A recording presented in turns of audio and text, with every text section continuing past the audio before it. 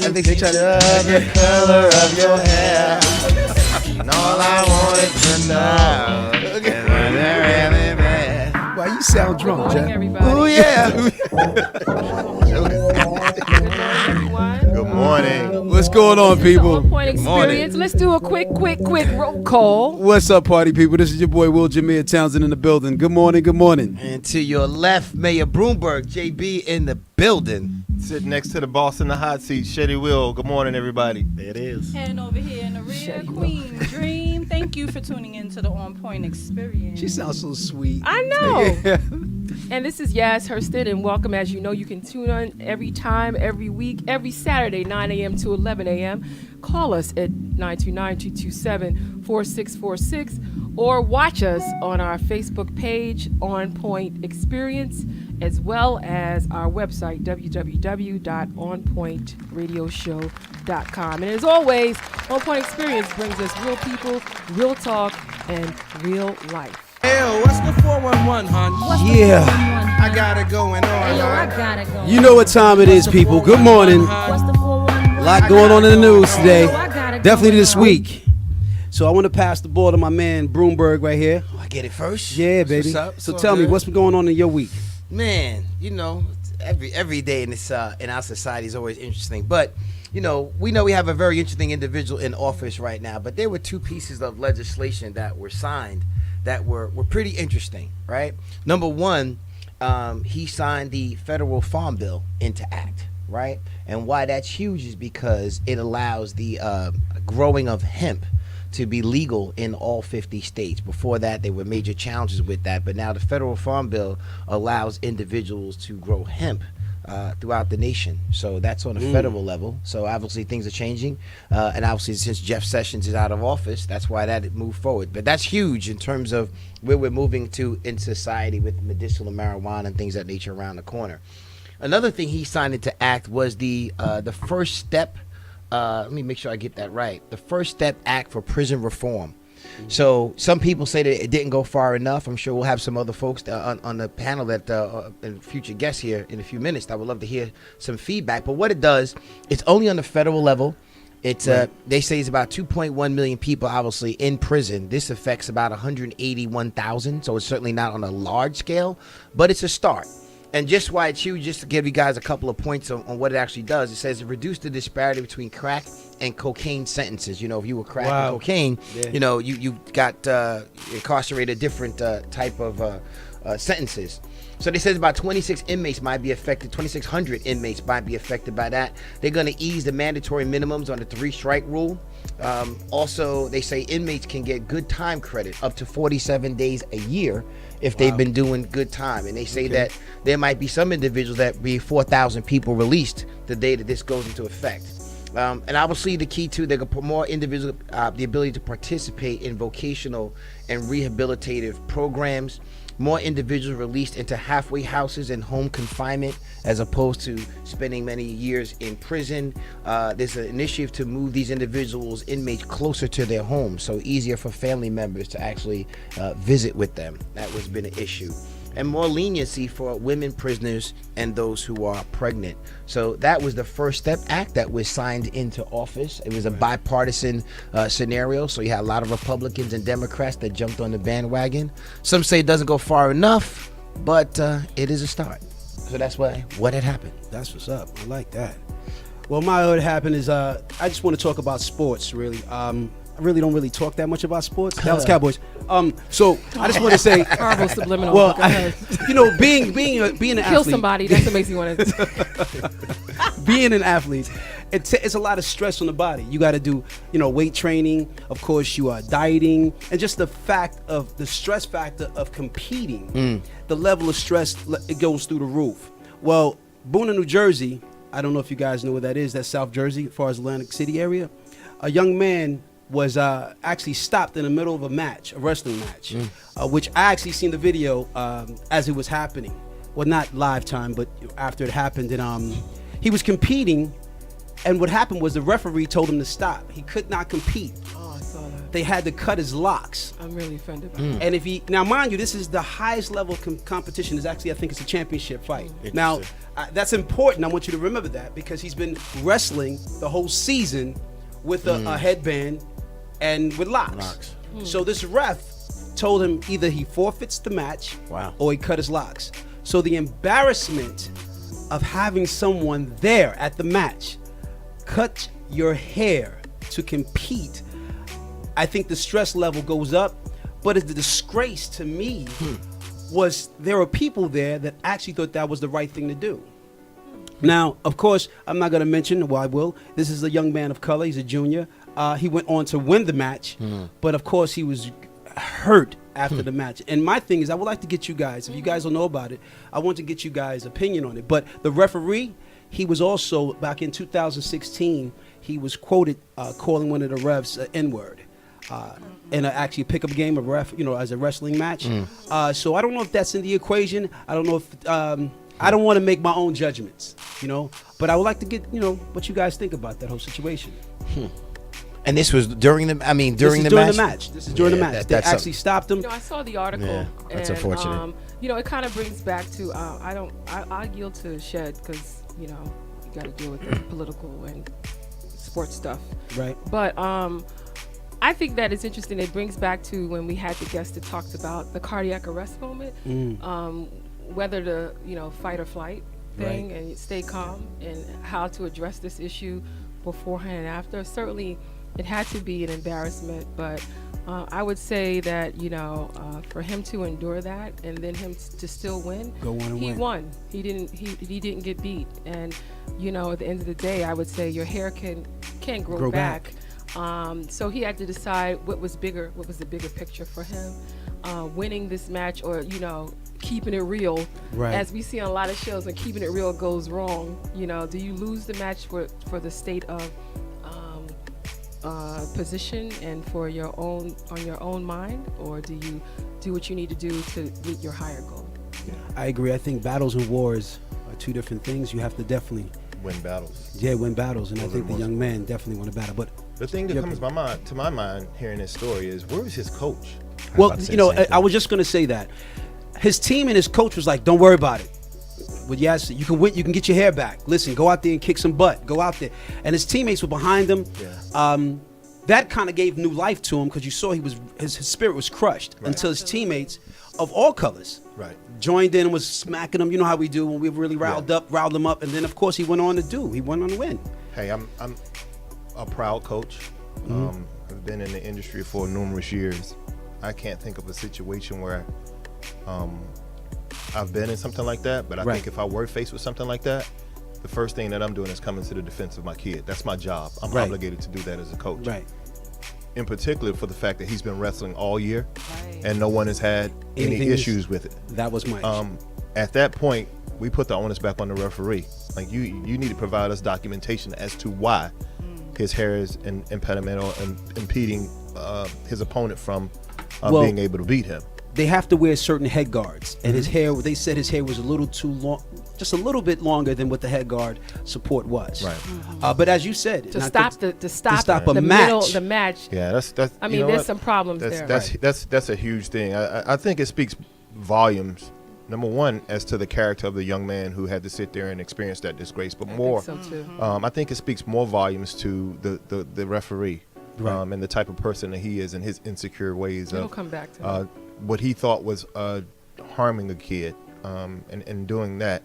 I'm pretty sure that's going to come back, and that's going to be something that's going to affect his career for a long time to come. It's just unfortunate that this young man had to sit there and endure that embarrassment of having his hair cut, because you know that's a deeply rooted issue in our community, where people who are feel as though they're inferior or whatever they may feel towards dreadlocks, and the things that they stand for. And so I think that cuts a lot deeper than most people can imagine, because although his hair will grow back in time, Right. a lot of people have issues with dreadlocks, but no one has an issue with Clay Matthews' long blonde flowy locks coming out of the back of his jersey. And I wouldn't imagine that same referee would have done the same thing to a Clay Matthews or someone that looked like Clay Matthews. It's just unfortunate, but it's a teaching moment for us. Yeah. It's a teaching moment for us as parents. It's a teaching moment for us as coaches. It's just a great moment for us to try to do something, instead of allowing this to be divisive, to educate and to bring us closer together. So with that, I will end this segment. I will say, continue to keep fighting, compete with battle, but win the war, right? Right. Yes. And Well that's said. it. That's the segment. We'll be Right back.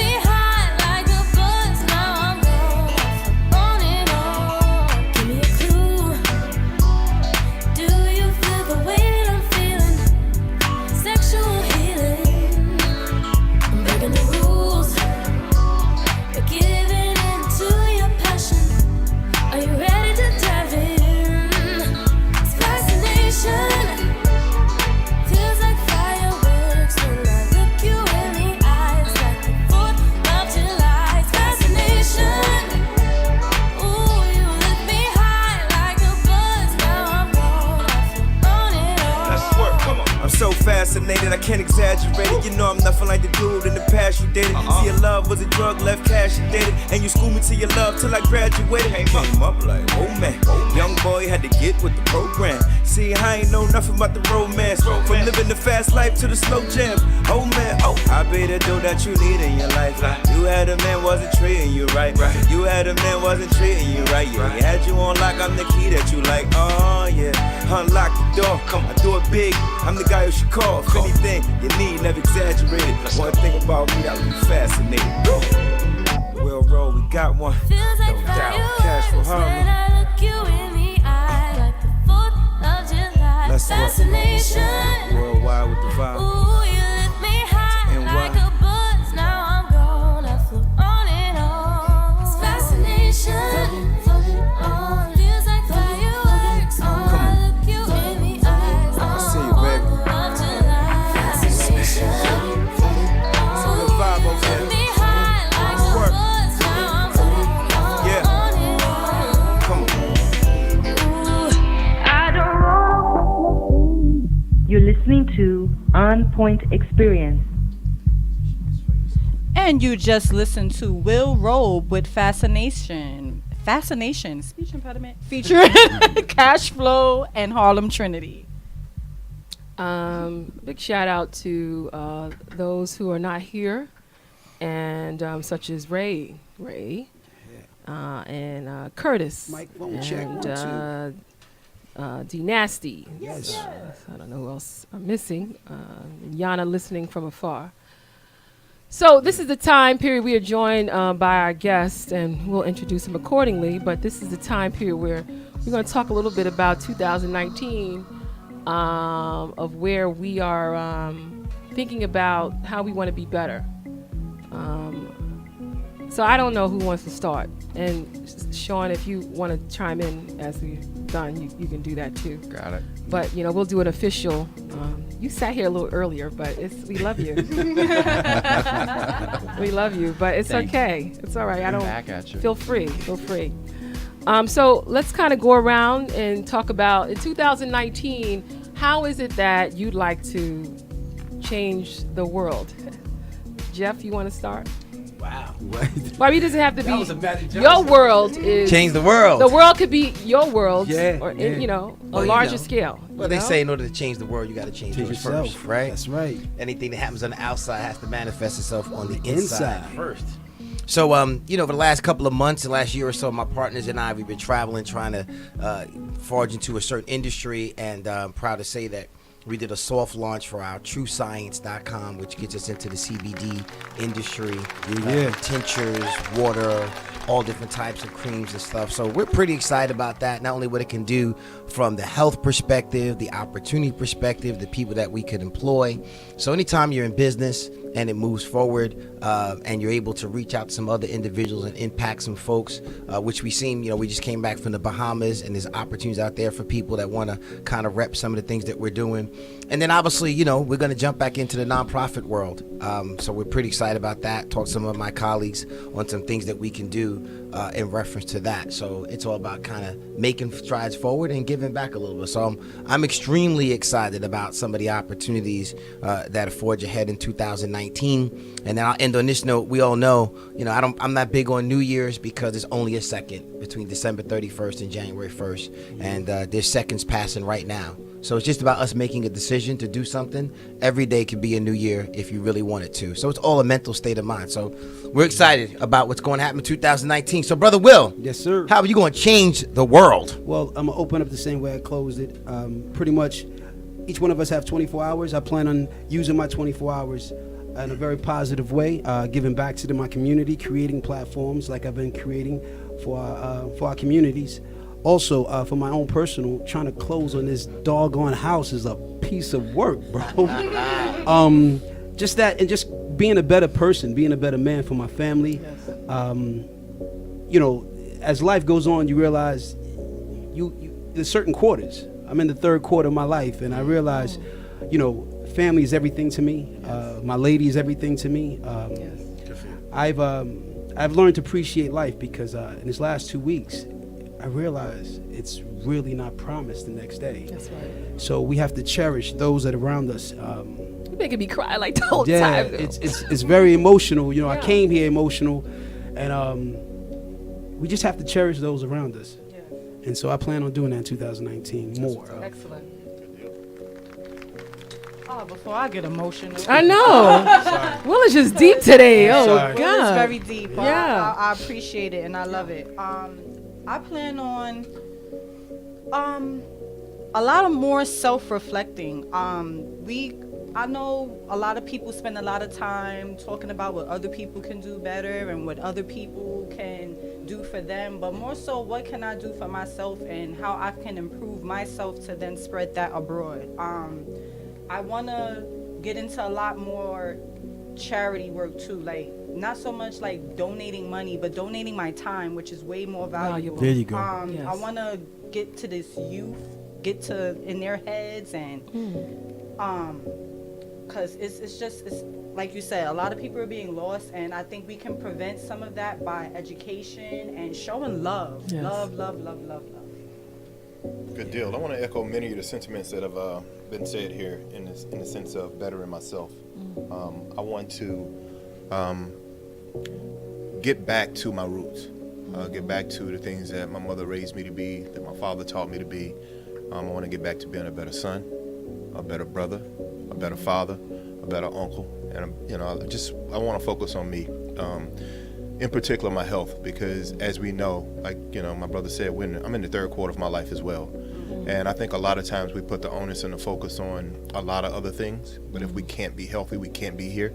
And so I want to get back to being a healthier me, to where I eat the right things and do the right things as far as taking care of myself and taking care of my body, because if I don't, I won't be able to help anyone else. And so that's going to be my focus for 2019. Good work. I think all the women on the show, watching the show, say, "Yeah, go ahead, take care of your body. Good job. Keep doing that body work, bro. Keep doing it." We agree. As I drink the coquito that Queen gave us, that's just really what it's about, right? Enjoying what people provide you and enjoying the fruits of other people's labor. And thank you, Queen, for doing that. And also thank you all for coming here every Saturday. I don't think I've been, in 2019, I'm going to be a better executive producer of this show. And it's about maintaining the brand first. It's about making sure that the show goes another step. But it's also appreciating the sacrifices that folks have made to help bring the show where it is. And I want to thank you all personally for that. I want to make sure that I am a better person, and all of the aspirations that I have, all the work, the professional, all the stuff, I want to be a better mom. All those things really don't matter if I can't be a better person first. And so I love everybody here in their own right. But more importantly, I'm going to love myself more in 2019. And so many women out there, we always speak that whole, I'm going to do me, you know, I'm going to make myself a priority and not an option, you know. No, I really think it's really more about thinking about ways to sum up, ways to be better, and listening more. I will do that. I will continue to strive to bring the best out of other people and not expect something in return. And more importantly, I just want to make sure that I put me first more and not put others first, which allows me to be second. Very good. Well, you can add it. I have to echo a lot of what I've heard. You guys really are making me feel a little emotional about all this. But as I'm sitting here and I'm thinking, I have a friend who's 91 years old, and he talked to me a lot about the way he lives his life. He's a real inspiration to me. And he said his constant thought and prayer is, what kind of man does God want me to be, right? So he asks himself that, and that's what he asks for. And so I've tried to adopt that into my own life. So I have to say, a better partner, a better son, but also, what kind of man does God want me to be when I do my job? Because I want the times that we live in are so hard. I want to be able to bring a little bit of hope, and I want to be able to lift people up, and I have that opportunity in my work, and I'm really grateful for that. And so I want to just keep trying to do that to the best of my ability, because I don't walk that walk perfectly, but on my best days, I ask for help with that, and I remind myself that my job is to be of service to the people of the city of New York. So that's what I'm going to work on more this year. That's what I'm talking about. That's excellent. Bringing spirit, you can't do this stuff alone. Spirituality is important. Whether you believe in whatever you believe in, understanding that you did not wake up by yourself, and thank you for reinforcing that, Shawn. And the music is so appropriate. Thank you. Yeah, I'm loving that. And again, I just this is a volunteer job, and again, I just want to emphasize Queen for your level of support and sacrifice that you've done. Don't cry. But you wake up, you take the train every morning from the Bronx. You have not been with a phone, and you come here all the time playing music, listening to us tell you at the last minute to play a song. And again, the sacrifices that you've done have been incredible. We've all gone through a lot of things in our life. Every year, we all have to go through our own period where we leave the show and come back. And the good news is that the show is forever grateful. And so 2019, I promise you, this will be a better show. And on that note, back to business. We ended it with Shawn Kelly. And again, that just speaks to the type of person that Shawn is. Sometimes you got to see the human side of different types of professions. We talked about in other shows the human side of being a police officer.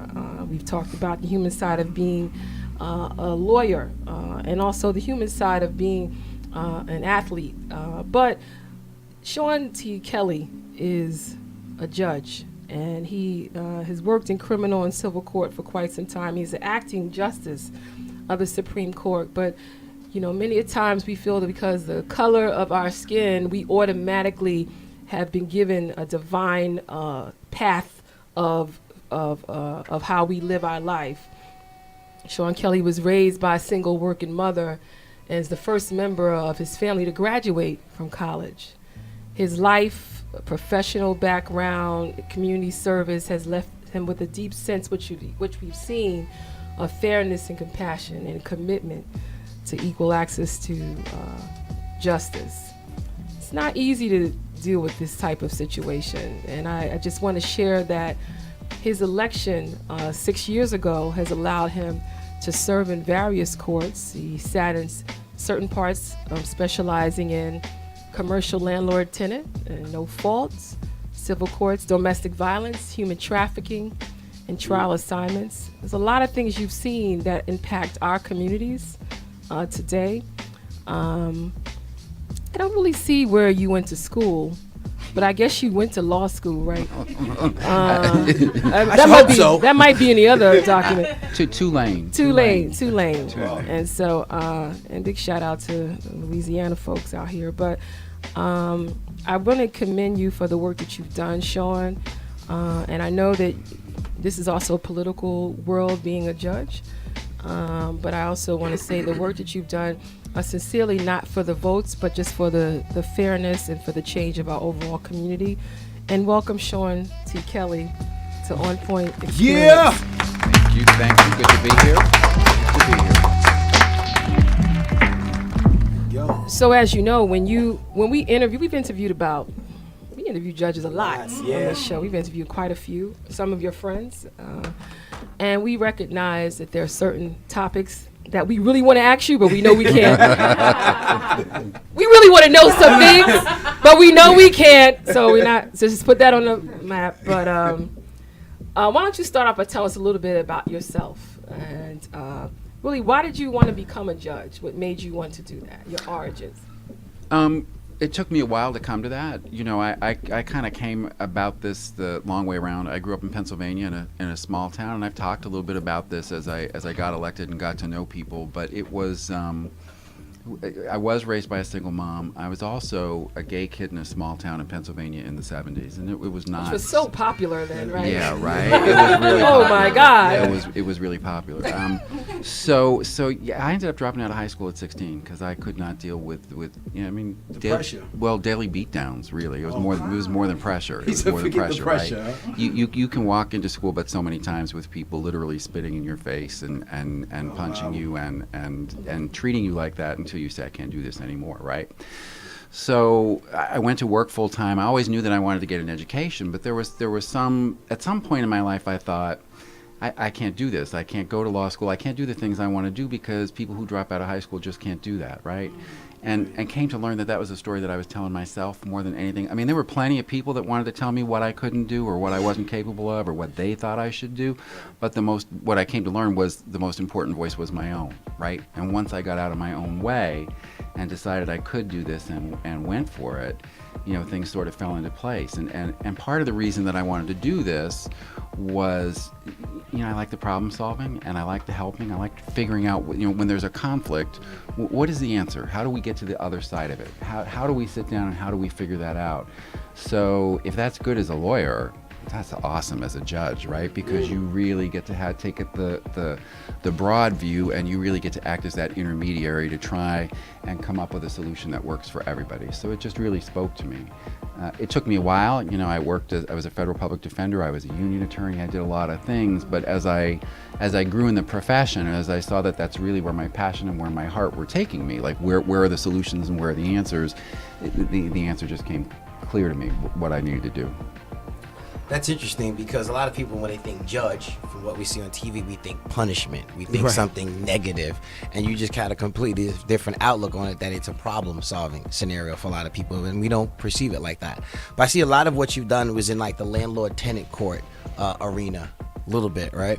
I saw like 1,000, I guess, cases you kind of ruled on it. But the obviously being a judge, and then you moved into a certain sector. What kind of got you into the sector that you're in right now?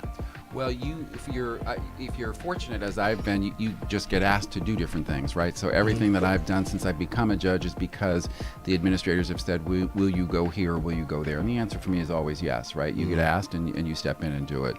Right. So when I did the landlord-tenant stuff, it was in the commercial context. Gotcha. So that was part of being a civil court judge.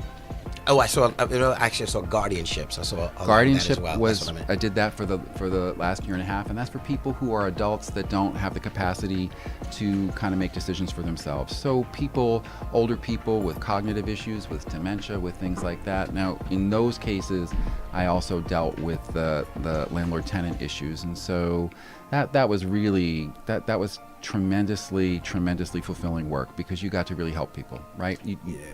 Yes. I want to ask you, Shawn, in our community, well, the community I grew up in, we always thought the court system was broken. All right. I would like to know your opinion about the court system and what do you think needs changing? I think, the thing that nobody wants to talk about is the easy thing, which is that we need more of everything, right? We need more of everything. My experience has been at times that we wanted to get work done, we wanted to get trials done, and they'll tell us, well, we don't have enough interpreters, or we don't have enough court officers, or we don't have enough stenographers. And so that's not, people always are looking for the flavor of the day, right? What's going to grab headlines and what's going to get clicks. Right. And sometimes the answer is the simple answer, right? So we need more social services, in my opinion. We need more programs. We need more navigators to get pro se people through the courts. We need more judges, more court reporters, more officers, more everything so that we have the capacity to do more work, right? Because it's broken when you have to wait, right? The people that I see, part of the experience that I bring with me is having to work and have a real life, right? So when I see those people sitting and having to come back 2, 3, 4 times because I don't have the capacity to do what I need to do, I realize that that's somebody who's got to take off work or take off school. You got to find something to do with your kid, or this is for real, right? And so it's a simple answer, in my opinion, is that we just need more resources, but people just don't want to have a simple answer like that, right? They'd rather have something that sounds a little more interesting. Right. Okay. So, first of all, I'm a fan of Shawn Kelly for a number of reasons. You were ostracized from where you grew up based upon you being gay, and you were able to take that experience and become empowered and represent the LGBTQ communities and be a stance in, fairness. What have you done again and you came back and represented where you're from, which is a lot of us don't do that, regardless of who we are. And big shout out to you for that. What stands have you played a role in LGBTQ community with your role in your profession? Well, a lot of the stuff that I did there was really early on, before I became a lawyer or before I became a judge. So in the when I first dropped out of high schoschool, so this is going to give away my age a little bit, right? But so I came to New York right away, and it was the early days of the AIDS crisis. So I was living in an apartment in Hoboken with four people in one apartment, and I had one of my many jobs was at the Hudson News Station in Penn Station. I used to have to come in at 4 a.m. and wake up the homeless people to clear out so I could sell the newspapers. But yet still, I felt like I was here, right? And I had this opportunity, so you had to do something. So it was called the National Gay Task Force then. So we used to do sidewalk advocacies. We used to raise awareness and raise money in those early days. And so it was a time when it was not a popular thing to do. I mean, people were really, really, really scared. And I carried that through when I went back to Pennsylvania to finally get my act together and go back to school. And harder again in a small town, but you got to do what's right. Why'd you go back to Pennsylvania? Well, because you could have went to New York or Jersey. Yeah. Well, because you come at 17 with no prospects and no degree, right? I mean, I could make enough to eat, but it was harder to get beyond that, right?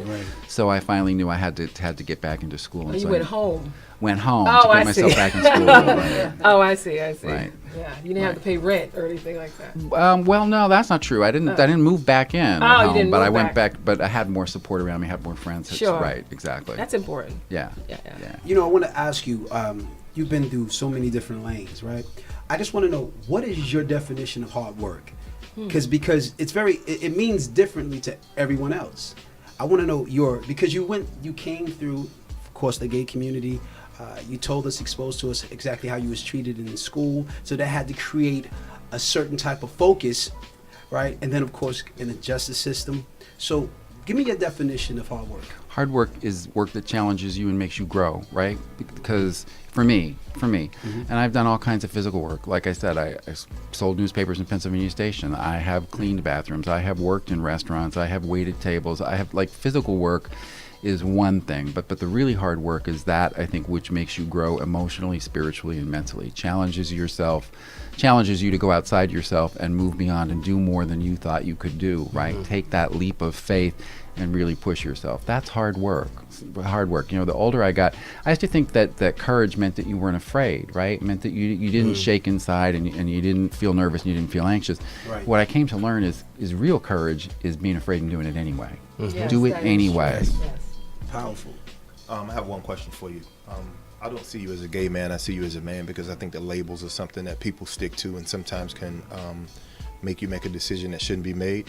In running for public office, how much has that affected or impacted the votes that you can get or that you feel you should get? It's interesting. I don't think at all here because we live in New York, right? So we're in a little bit of a bubble. I will tell you, when I first got out of law school, which was 99, I was supposed to take a job back in Pennsylvania. And you know, everything for a reason, right? Everything for a reason. We find our path and we do what we need to do. And it didn't work out for a variety of reasons, but one of the things, it was in the district attorney's office, and I ended up being a federal public defender, which was a much better fit for me in the long run. But one of the messages that was communicated back to me was, this is a district attorney's office. You know, maybe if he wanted to be a florist or a hairdresser, that might be appropriate for him.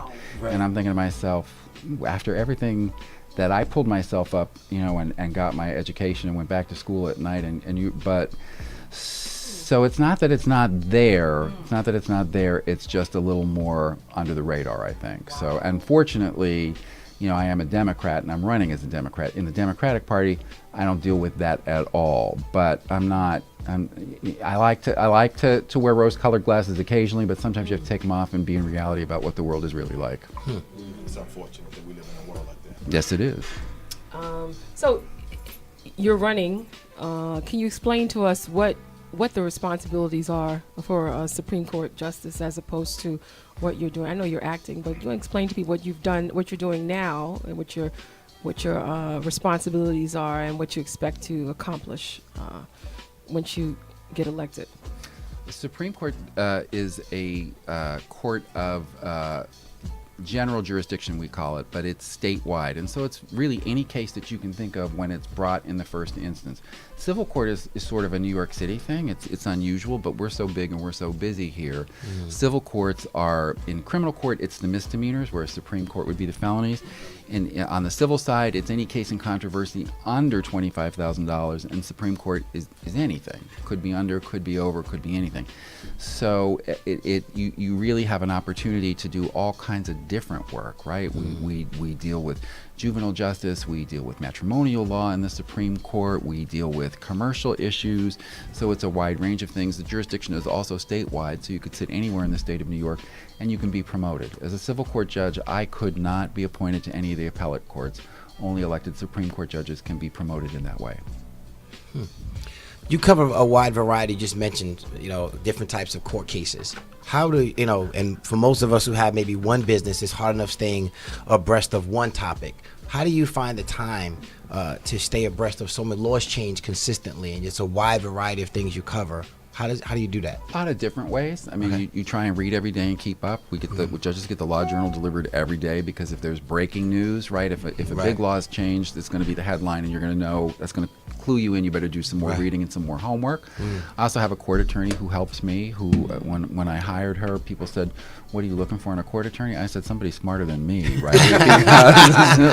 Amen to that, right? Because anybody can just sit there and tell you you're terrific, but you want somebody again who's Absolutely. going to take you outside yourself and help you grow. Right. And so she's been a tremendous asset in helping to focus me where I need to focus. And then also you rely on the lawyers in front of you. If they have a difficult issue that they're dealing with, you really want to listen to them. What arguments are they making? What cases are they pointing out to you so that when you sit down to read through their papers and render a decision, you know where to focus and what to listen to. Interesting. Is it possible that you can give advice to some of the young men or sisters out there that Why like that? Or sisters? well Or okay, can you give advice to the sisters out there? young people? That, How about young people? Young people. That is up in the court system. I realize that it seems like we have more plea deals than actually things going to trial. Due to lack of funds, lack of knowledge, whatever it is. But is there any advice that you can give some of these people, young people or older people, that you can assist them in that journey? Right. Don't assume that people are not reasonable, right? So like we would have people, when I was in criminal court, it was a really busy court. And like I said to you earlier, you know, I always understood that people have lives to live, right? You have a job, you have school, you have childcare issues. Right. So people sometimes would get frustrated because it took a while. And then eventually they just blow off court appearances and people wouldn't know where they were. And then you end up with a warrant, right? And that's just in the criminal context. Right. But when people said, look, if we're not going to have this trial the next time, my client is asking me, Judge, they have school or they have work or they have can they be excused? They were excused, right? So don't assume, right, just because it seems like there's a lot of walls and a lot of barriers there. Don't assume that people will not listen to you and you will not be heard if you, right? So be willing to say what it is you need and why you need it, and hopefully you'll get that, and patience. Unfortunately, like I said earlier, I wish we had all the resources in the world that we needed to make it happen as quickly as it should, but we don't. So hang in there and be patient, and you know, have some faith that a lot of us, you know, I always, one thing I want to, if I could say anything to the litigants in front of me, if I could just have a conversation, the thing that I always want to say is, I see you and I hear you. I really, really do. It may not look like it. You may not be able to tell that when I sit up here. I try and conduct myself in a way that you know, but I really do. I really do. So your role right now, when you say that you see us, you know, there's many people that believe that they don't get a just or fair deal once it comes to the court system. There's suggestions of bail reform. There's certain ways that we suggest folks to go through, take that plea deal, or what's your thoughts on how folks who are afraid to go in front of a judge of what's the best way to conduct themselves if they really, really have to, so they can have a more fair outcome, if that makes sense. I don't know that there's a particular way that a person has to conduct themselves, right? So have a little faith and take a deep breath, as scary as it is, right? Yeah. Right? Because really that's what I'm about. That's why it's important. You know, little things matter. I talk about this a lot when I'm out there and when I'm trying to be on the trail, you know, and get elected. And it sounds silly sometimes, but little things really, really, really matter. So that's why for me, when I'm in that courtroom, I try and make sure that I make eye contact with people. I try and make sure that I use terms like defendant or plaintiff as little as possible, that I talk to you as Mr. So-and-so or Miss So-and-so, right? Try and hear what you have to say. So I know sometimes it's hard because we're busy and the courts are busy, but like I said, we're listening. So present your best self and tell us the things that we need to know. It always means a lot to me, or it did when I was in criminal court, to hear about the whole person, right? So depending on the context that you're standing in front of a judge, I always wanted to know, are you in school? Are you working? What are you doing? Do you have any extracurricular activities?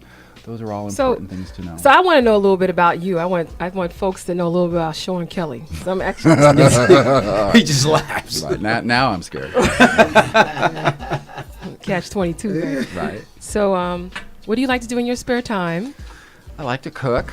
I like to read. I like to go to movies. I like to go to the theater. I like to do all that kind of stuff. I don't have a lot of spare time because we just got a puppy.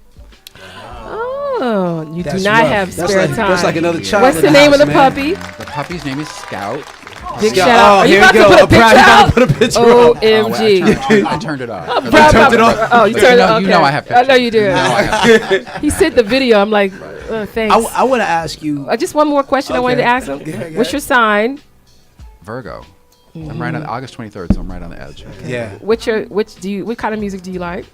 What kind of music? You're not trying to pick him up, are you? I mean, no, you sound like some of the lines. That's over. No, I'm trying to have people see a human side to a Got judge. it. So I'm a little schizophrenic. Like if you looked at my Your music? iTunes, right, you would find some classical music. I think some playlists Sibelius. talk a little bit about a person. You would find Dionne Warwick, lots of old Dionne Warwick, like all Okay. the greatest hits. Okay. You would find John Mellencamp. Okay. You would find bizarre stuff from like Clyde McPhatter, so it's pretty eclectic and pretty schizophrenic. Any Jay-Z?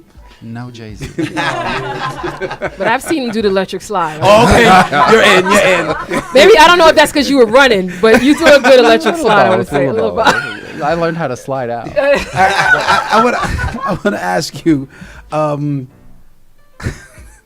What breed is Scout? What breed? Well, here's the thing. We got her from a shelter, and they said this dog is a Beagle mix, and so we're looking Beagle. at this dog. We're looking at this dog. I don't like. So we finally took her to her first vet's appointment, and the vet is like, yeah, this dog is a pit mix. This is not a Beagle mix. So that's why this dog is growing. Right. Came home at 17 pounds, and 3 weeks later is 21 pounds. Oh, right. What are you feeding him? He's eating good. Oh, it's good. It's meant to be big. So, Mr. Kelly, Your Honor, Shawn. in an attempt to, no sir, I was taught respect. In an attempt to assist Miss Yaz in humanizing you, when you take the robe off, how hard is it for you to allow the business to stay at home without taking the burdens of the job there with you every day? Well, I'm married to another lawyer. So that's really good. And he was an ADA, so he kind of understands a lot of these issues, and he gets what it's like. So when I need to come home and talk about it, I have somebody who's really got my back all the time. I'm really truly blessed, right? I'm married to somebody who supports me in everything that I do, who is my number one fan and supporter, and who I could not do any of this without and would not be here without. And so I try not to bring it home, but sometimes you have to, right? Yeah. Sometimes life is life, Yeah, right? yeah. You want a family's first. But sometimes you need family to support you with the stuff that you're struggling with at work or school or wherever else. So it's balanced. But yeah, sometimes it has to come home. When you do bring it home, has he ever helped you in any of your cases? Like, aha, got it. You're right. I like that advice. I mean, has he ever helped you in any of the cases? Yeah. I mean, to the extent. I mean, he's brilliant. supposed to say that. Right. So it would be a little more. I mean, that paperboy route you had. Has he ever thrown any papers? Exactly. Have you- He could throw a mean paper. Great. No. A lot of times it'll be after the fact because a lot of I already will have made a ruling or something. So if I discuss legal issues with him, I certainly can with a colleague or with my spouse discuss a legal issue. So yeah, he's very supportive, and he also challenges me and helps me think and figure things out. Good. So in closing out, any parting words that you'd like to share with someone who's never thought that a judge could be a person behind the robe? Anything you'd like to share? Yeah. We're all just people, right? Behind whatever it is that we do, you think that. You get certain ideas or you get certain thoughts or certain, preconceived notions about who or what people are. And so keep your mind open, both in terms of who you're going to see when you come into that courtroom, but also for your own life, right? Yeah. Like the thing that hurts my heart the most is when I see a lack of hope, right? Hope is one of our greatest assets. So if I can do what I'm doing, anybody can succeed. Anybody can succeed. That's big. So see that as an example of what's possible. That's great. Wow. Well, thank you, Shawn, and we wish you the best of luck in your upcoming election. Yeah. Thank you. God's prayers are with you. Thank you. And thank you all for a great end of the year show. And most important, thank you for the coquito. That was the That was the best thing in the That show. was a word. Sorry about all that, that Shawn. stuff y'all said was nice. Right. No, the court takes no position That on the coquito. coquito. You can have it when the show goes off if you want to. All right, y'all. Happy New Year. Many blessings. No show next week, and we'll see you in the new year. Happy New Year. Bring it in safe.